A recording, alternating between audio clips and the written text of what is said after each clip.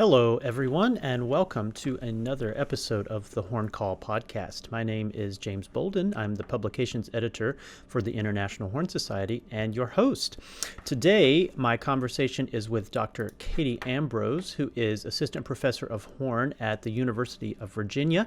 And we talk about her article, Unlocking the Past, William Lee and the Rodenbostel Horn at Mount Vernon, which is in the February 2021 issue of the Horn Call. And if you've not had the opportunity to pick up that February issue and take a look at both her article and all of the other great content in the February Horn Call, I encourage you to do that either digitally or in hard copy. We talk about a lot of really fun and interesting things today, but also a lot of really serious kinds of things. I hope that you find the balance of those interesting and engaging. As always, it's such a joy and a pleasure to do these interviews with such a interesting group of people in the horn world.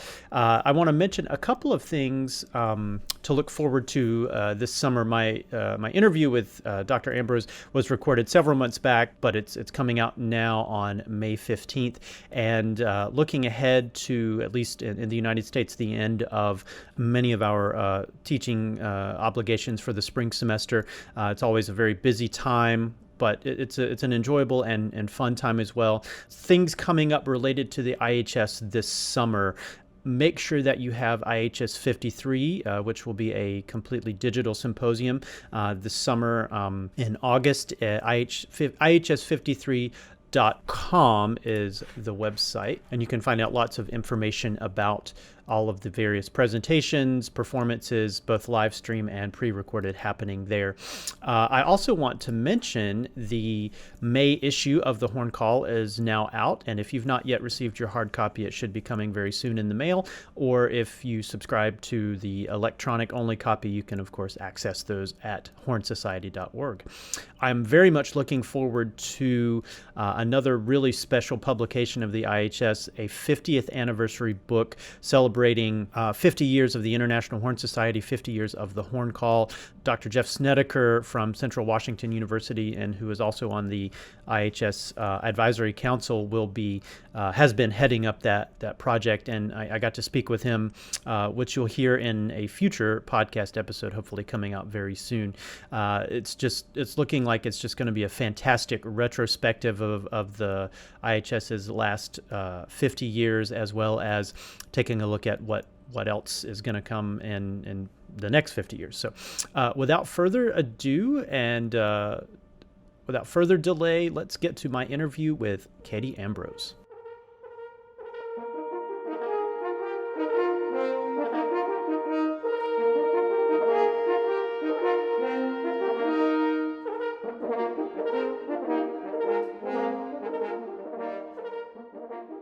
Oh, thanks for having me. It's great to be here. So tell me a little bit about where you are and what kind of teaching and performing you're doing. You have a very illustrious pedigree. You've done a lot of playing, a lot of teaching, in a lot of awesome places, and studied with a lot of awesome people. And you've been doing some great stuff. I've really enjoyed reading your article that's in the February 2021 Horn Call. So maybe just tell us a little bit about yourself. Sure. I'm actually coming to you today from Wilmington, Delaware, which is not where I live, but I play in the Delaware Symphony, and we're actually performing our first concert of the season this Friday. So I'm in my hotel room, but normally I live in Charlottesville, Virginia, and I teach at the University of Virginia. I got that job in 2015 while I was still working on my doctorate at Temple. So my first year actually of teaching at UVA, I was living in Charlottesville and living in Philadelphia, and I was a full-time student at Temple. I would take my classes, and then I would take the train down, and I would do my teaching, and then I would take the train back up and have more classes and rehearsals. But that was only a year, thank goodness. So I've been at UVA since 2015. My article that's in the Horn Call is actually kind of related to my time in Charlottesville. In the fall of 2017 was when that Unite the Right white supremacist rally happened in Charlottesville. Mm-hmm. And I had only been living there full time for 1 year and was still getting to know the town. And I was actually out of town for performances while that was happening. And I was very, very concerned for my family's safety. I had 6-month-old twins at home who I was, I was terrified. And I live a half a mile from campus. The march that was happening less than a quarter of a mile from my house. And I had this moment of realizing that I, as a middle-class white person, am incredibly privileged by not having that experience until I was in my 30s. And that a lot of my friends and colleagues who are people of color had that experience while they were still children. That experience of terror and fear, of being afraid for their safety. So I, in a fit of passion, I suppose, when I Googled, I should say the University of Virginia was founded by Thomas Jefferson, and it's Monticello is just across the highway. So I Googled or internet searched, and just to, how could I relate my experience to how this had all happened, and Thomas Jefferson and slavery and French horn and all these different Google topics. And I found a letter that Thomas Jefferson had written to a man called Giovanni Fabbroni. And in that letter, he asks for, Giovanni Fabbroni was at that point in Paris. Fabbroni was Italian, but he was in Paris at that point. And in the letter, he requests that Fabbroni send him 2 indentured servant horn players, or that he help him procure horn players in some way. And that would be, we can extrapolate that what he was trying to put together was a band of harmony music, which would have been, and that would have been the popular music for certainly the aristocracy that he would have been hanging out with in Paris, that Jefferson would have been hanging out with in Paris. And it's certainly possible that Jefferson brought this practice to the United States or the colonies, but it's more than likely that it was happening far before, like much before then. And so then I said, okay. And I contacted Monticello, and that was a dead end because nothing ever came of that request. But then I decided to look at other founding fathers, and I found that George Washington, not only did he have an enslaved huntsman who played the horn, that there is a horn at Mount Vernon that exists, and that the huntsman was his most trusted body servant. He served beside him during the entire Revolutionary War. He was essentially his bodyguard. We would think of him as being his like bagman and bodyguard for a good chunk of Washington's life and into his first term as a president. So and his name was William Lee, right? And William Lee. Yep. Yeah, and that was a name I had never heard before reading your article and learning about some of the research you've been doing. So it's an important story, and I think it's one that a lot of people are going to be interested in, horn players and non-horn players, just because this is a side of American history that we just don't really get to talk about. We don't. Yeah, and some of that is tied to our own, at some point, the history of the horn went like concert horn one way, hunting horn another way, and that we just stopped viewing them as equal parts of our history. But when you look at, especially in Great Britain and England, those two were so synonymous up until the 19th century. You had Cato, who I think a lot of us have heard of Cato, but if you haven't, Cato was the huntsman to the Prince of Wales, who was he was the father of George III, who was Mad King George, as we call him. So Cato was actually passed on to George III as well. So Cato was a huntsman of African descent who was well known as the best hornblower in all of England. And he is that, I write about this in the article a little bit as well, that he really, really represents that transitional phase of being both a huntsman and a concert horn player. There's a little part of me that wants to think that Washington had intended for William Lee to assume that role in the colonies, because Washington was, to put it kindly, he was very aspirational, and he really, Right, that's mentioned in your article. He was purchased aspirationally. He bought things that would sort of lend him the trappings of the aristocracy or something like that.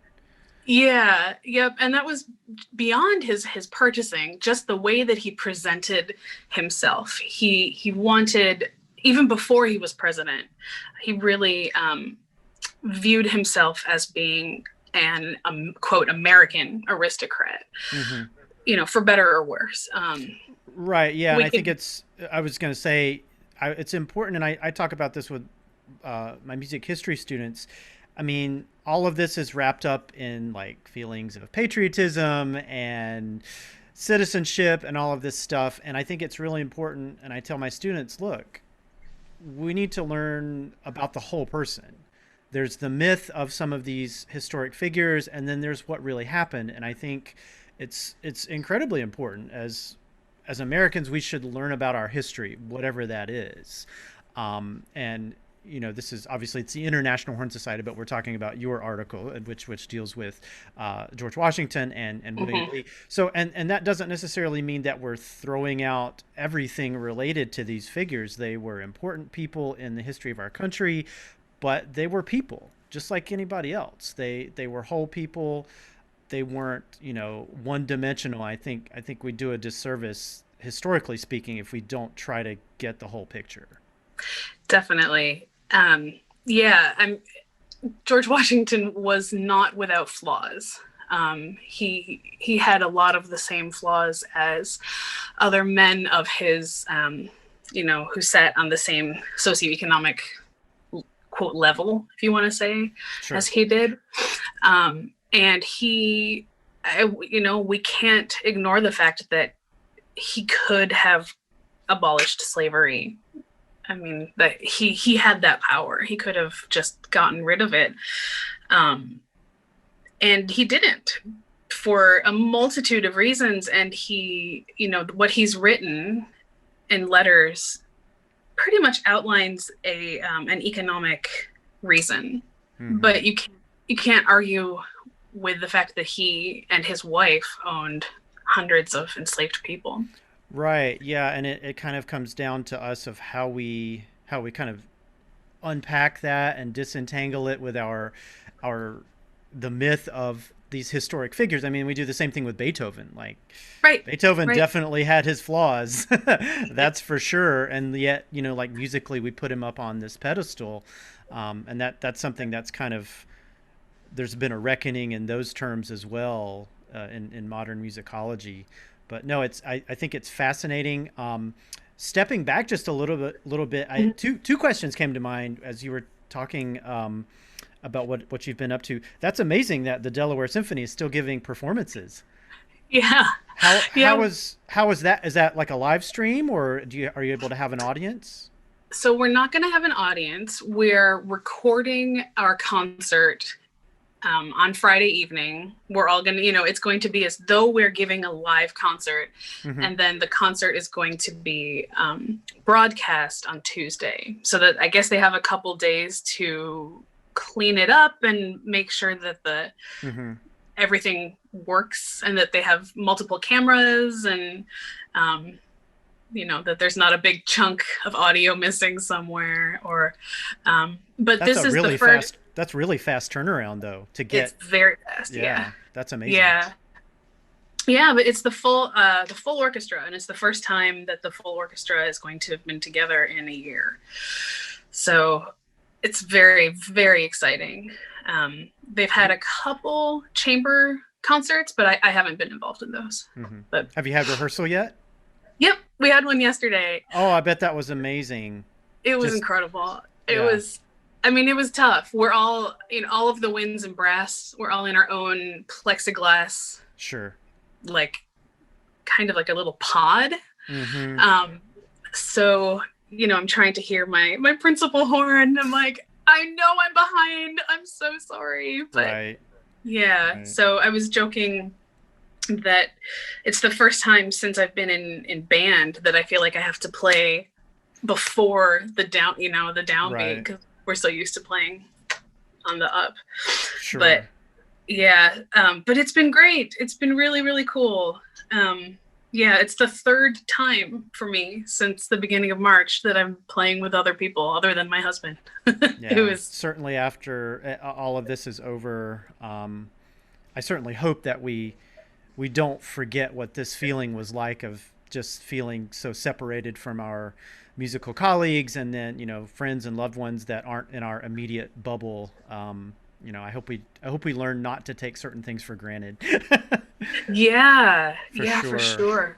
Oh, well, and just thinking about my students and, trying how to serve them, how best to serve them when I'm not allowed to have them in person. They're not allowed to be not just with each other, but I'm not allowed to be in the same space as them. Right. So how do I best serve them so that it don't increase the or add to the Zoom fatigue? Yeah. And yeah, so it's it's been a really interesting question for all of us. I don't know that I have an answer that's unique to anyone else, but I get the sense that a lot of us are kind of in survival mode at this point, and I'm obviously not doing as much gigging and performing, but man, I'm still exhausted at the end of the day. It's yeah. It's but the one of the bright sides is I do get to spend a lot more time with my family, get to play with my son at the end of every school day, and so I don't have to drive a couple of hours away to a rehearsal and be back late at night. And I'm not taking that for granted, because that was certainly a big part of my life as a musician, but trying to see the silver lining here is that I am getting to spend a lot of cherished moments with my loved ones. So yeah. But the other question I was that came to mind was you mentioned you were kind of splitting time between Temple and Philadelphia and then being at UVA. So was this research part of your doctoral work then? Yeah. Okay. It ended up being my my monograph. Okay. Yeah. So my monograph was a sort of history and critique of the representation of American horn players of African and Creole descent, sort of in music history, how we have seen them or not seen them, rather. Mm-hmm. And then also trying to uncover and redress identities of earlier horn players. So William Lee, as well as so two of the most well-known slave narratives are from a man called Olaudah Equiano and another man called John Merritt, and they are both horn players. It's just remarkable. Yeah. So, reading those narratives and again, sort of putting them in history and saying like, okay, well, if Equiano was in London and lived in this neighborhood during these years, then it's highly likely that he knew Ignatius Sancho, and that the horn parts that Sancho was writing were very likely maybe not written with Equiano in mind, but maybe they were. And Equiano possibly played these parts, and putting that together, Mm-hmm. an interesting puzzle. And yeah, so from there, going to Francis Johnson, who is sort of the grandfather of the brass band movement, and also of the African American brass band tradition. So did you find when you started doing this research, were there resources that were particularly helpful, or did you have to like really dig and dig to try to uncover some of this information? I did a ton of research just using the Library of Congress's Mm-hmm. website. Okay.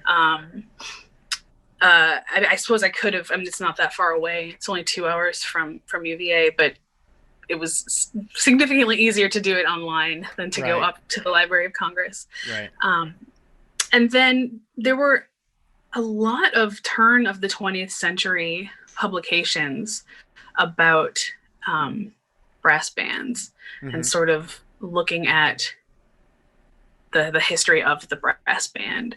And then the David Whitwell books about wind band history, that was all really helpful with as far as Francis Johnson and Okay. the 19th century. Mm-hmm.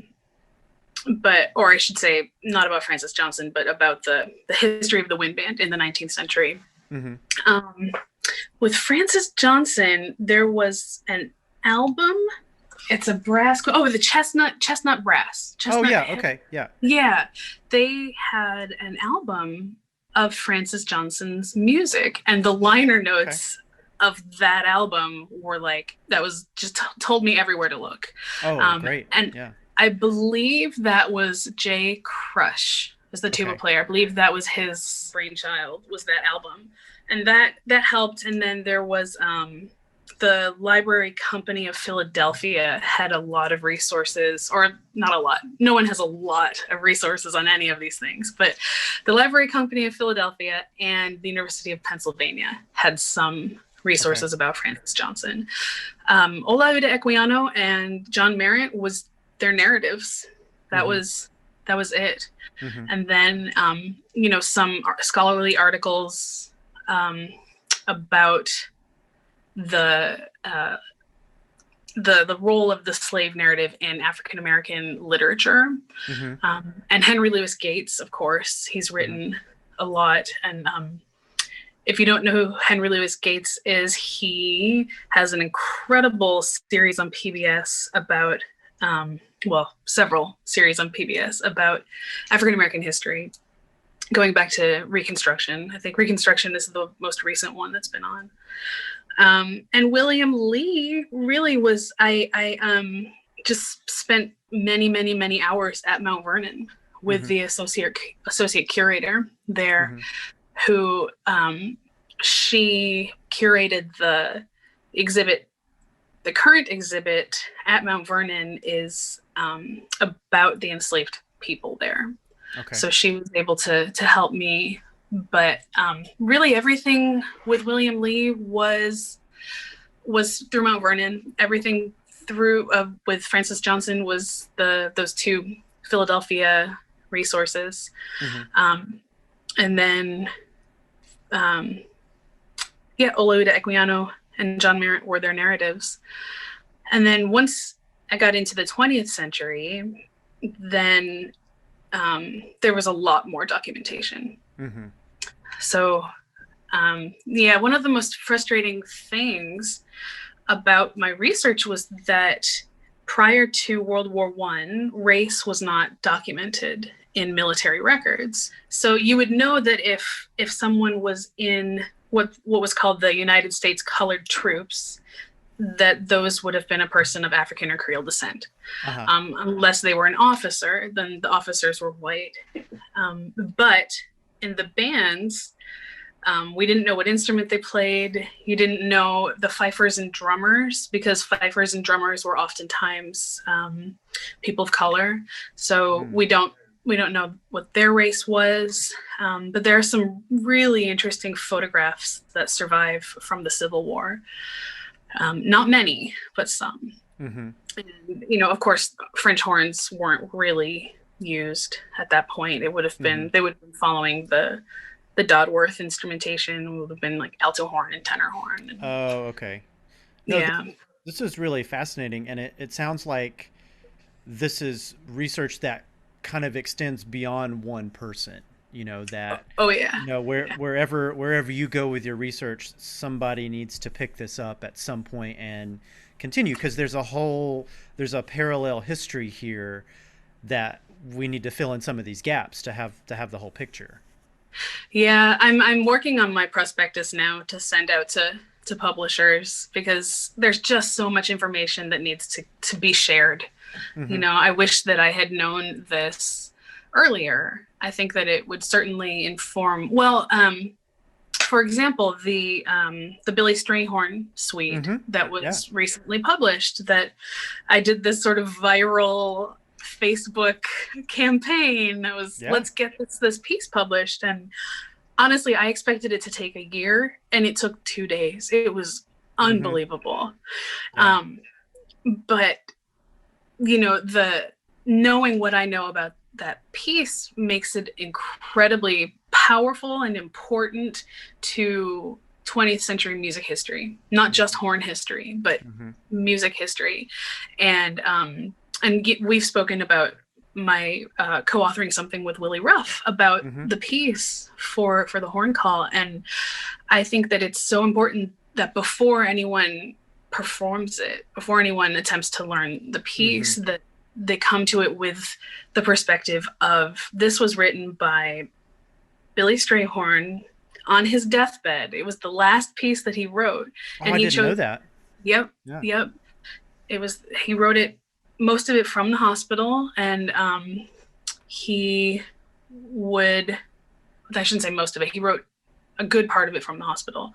And he would get on the phone with Duke Ellington, and he and Duke had this really symbiotic relationship. And yeah, there's a ton to go into about the two of them. But it's a very autobiographical piece, and it's incredibly personal to Willie Ruff as well, because he was good friends with Strayhorn and Duke Ellington, and he was the recipient of this piece. He got to be the person that performed Strayhorn's, arguably his most intimate piece of music. So it's important that that all of us horn players come to it with that knowledge, as well as to perform it as a straight classical horn. You can't play it like you play Beethoven. You can't play it like you play Cherubini. You can't play it like you play even John Williams. You have to study Strayhorn and Strayhorn's vernacular. And I'm not saying at all that I am an expert in that. I am, a nerdy horn player just like all of us. But I shouldn't say all of us, but to at least do that homework of the style. Yeah. Because it's not the same as big band. It's not the same as Stan Kenton. It's not. Yeah. Yeah. It really is this. It's a very particular style. It's kind of introspective listening to, and you can hear the recording on YouTube, and kind of stepping back just a little bit in case somebody's not aware. So this was a piece that was previously unpublished, but it was in the Strayhorn library through Hal Leonard, right? And you organized a campaign to try to get a published version available that people could buy, and to which the publisher said, well, is anybody interested? We don't think anybody's interested in buying it. And so you put out a call basically saying, if you are interested at all in this piece, please contact the Strayhorn Library Foundation and tell them you're interested in the piece. And within, like you said, a matter of a few days, they were saying, okay, we've heard enough. We'll do it. Just, quit emailing us. So that was a tremendous response. And it's incredibly reasonably priced. I committed to buy. I was like, yeah, I need to own this piece. It's important historically. Even if I can't, I'd like to try to play it one day. I'll have to certainly do some practicing in that style. But Yeah, it was a really cool outcome, especially in this time of feeling frustrated about not being able to perform as much as we had been. Even something as simple as teaching a private lesson, which we can, those of us that have been doing it for a while, it's like we get used to the rhythms of that, and now we have to do it in such a different way. I think that was certainly a bright spot in all of this. Yeah, it was a very interesting process, that's for sure. My colleague here at UVA in the history department, who had actually done his undergrad degree at CCM with Mike Hatfield, as Okay. he was a horn player, Mm-hmm. and then went to Yale for history, and now teaches in the history department here, studying the African American diaspora. And he approached me saying, I would love to get my hands on this Billy Strayhorn piece. Do you know anything about it? And I said, well, it's notoriously locked up in the Library of Congress, and there are so many people who've been trying to get a hold of it for years, and I think it's a lost cause. And he tweeted to them and just said, I want to get my hands on this piece. Mm-hmm. And they said, well, there's not a demand for this piece. If you can show that there's a demand. And he said, oh, well, And then he said, Katie, do you think there's a demand for this? And I said, yes, I very much do. And then, as you said, it was a way of staying sane, I guess, within the pandemic, is to find, for me, a social goal within the Horn Society of saying, everyone deserves to find representation of themselves within our community. And some of that comes from being a woman and not historically not seeing myself represented until pretty recently. But, people of color, there is significantly less, and women of color especially. In my research, I was not terribly surprised, but I guess disappointed to see that the first women of color that I found represented in horn history were two horn players in Ebony magazine in the 1960s. And then Nicole Cash. And she really, she really bears the burden of that. The legacy and the burden. So, and I say that without I've spoken to her very briefly, so I don't want to speak for her in any way. But no, that's, I think all of this is important work, and it's all part of just, again, this is a massive world. Being a horn player, being a musician encompasses a lot of things, and I think that's kind of where we are going with the International Horn Society, is to try to get as many feelers out there and try to hear as many stories and give a platform to as many stories as we can. I mean, if you're a horn player, you can be in the IHS. That's basically the requirement. And so I think that's a great thing. One thing I wanted to kind of pivoting a little bit here, but not really, is you mentioned women brass players, and you were a founding member of Seraph Brass. Is that something you want to maybe share a little bit about, or some Sure. fond memories of being in that group, how it got started? Yeah, gosh. So the woman who's still in the quintet, who's the only remaining founding member, Mary Bowden, she and I were at school together. We were at Yale together, and we played in quintet. And, at that time we were like, oh gosh, it's fun to play together. It would be fun to do this again, in the future. And we just sort of kept in touch, we stayed in each other's radars. And in 2013, maybe 2012, we said, okay, maybe this is the right time. And then it was sort of, okay, let's find the other people. And it wasn't necessarily about being women. It was about being great players who are women.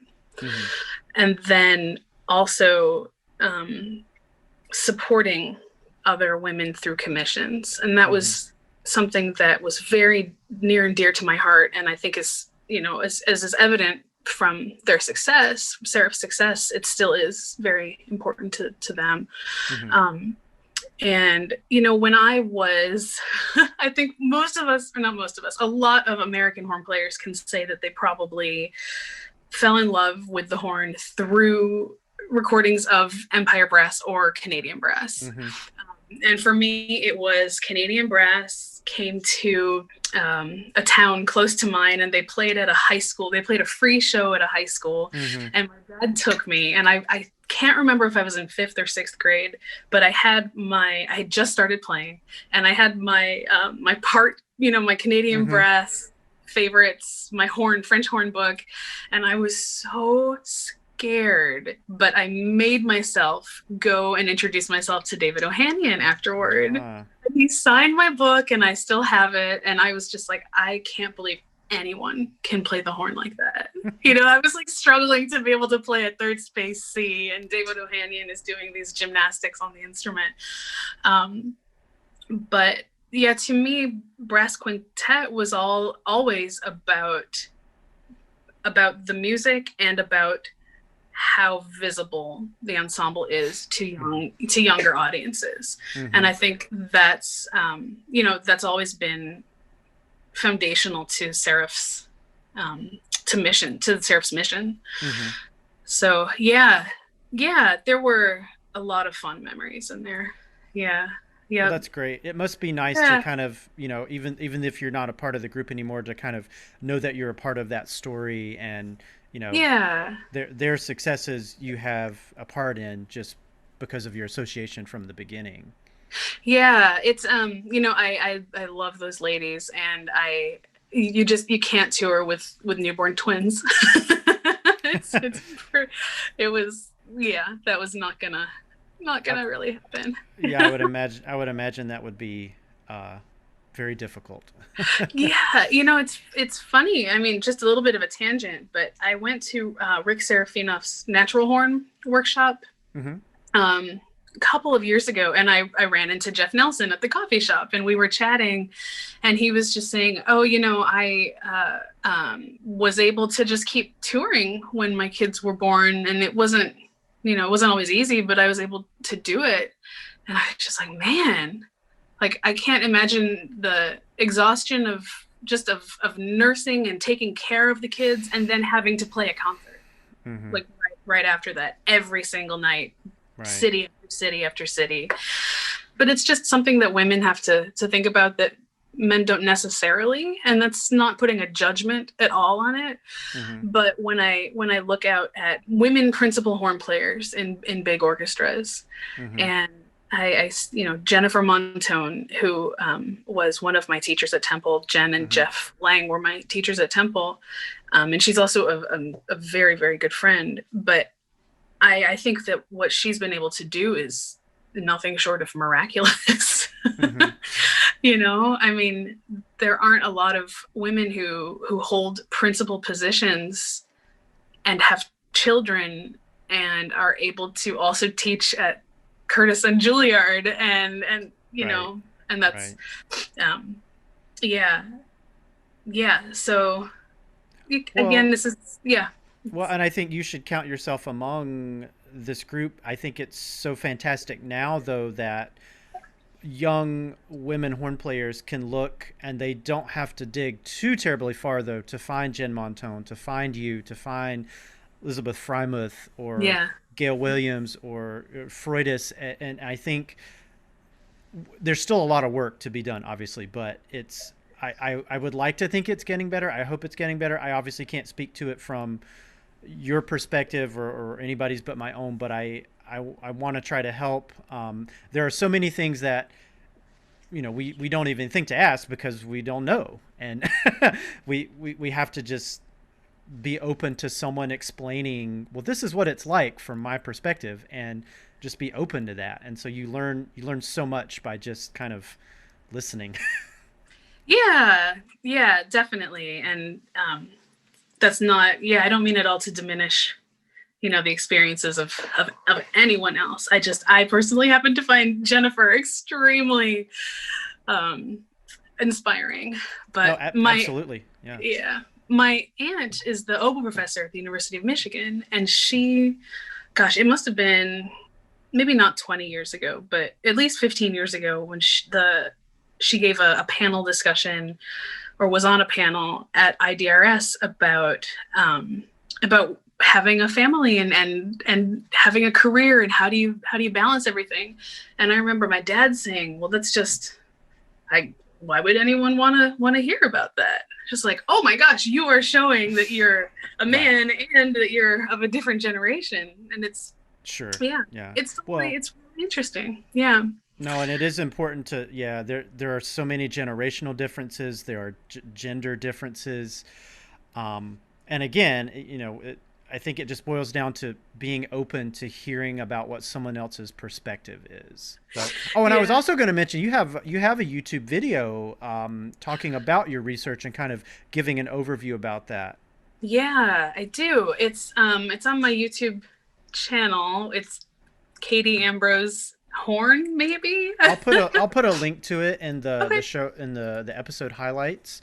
great. Because that's a great video for like a studio class if you're looking for a very interesting and important topic that maybe doesn't always come up. I mean, when was the valve invented? Sure, we can Yeah. talk about that all day long, but this is also an interesting topic, and there's not a ton of resources out there about it. So um, I'm gonna put that in my notes right now. Link to YouTube video. And I've also, anyone who is interested, I have been giving a lot of guest lectures, and I'm not taking any fee from that. So any universities that have paid me, that's going directly to the Southern Poverty Law Center. Um, so I think I gave 13 guest lectures last semester in the fall semester, and it's essentially the same video, but I, I've done up to an hour and a half. Mm-hmm. So um, yeah, just putting a plug out there. Feel free to contact me if anybody wants a longer version of that video, because they're really that video is essentially my dissertation defense, Mm-hmm. which is, again, it's 20 minutes. It's a good overview, but Mm-hmm. it doesn't really get into the nuts and bolts of anything. Mm-hmm. Um, Well, and if they have you virtually, but yeah, live, they've got the ability to ask you questions and to do some yeah, follow up. And I think that's an important part of this too. Thank you again, Katie. Thank you so much for giving so freely of your time today to talk about your research and all the other amazing things you've been up to. oh, thanks so much for having me. It's been great.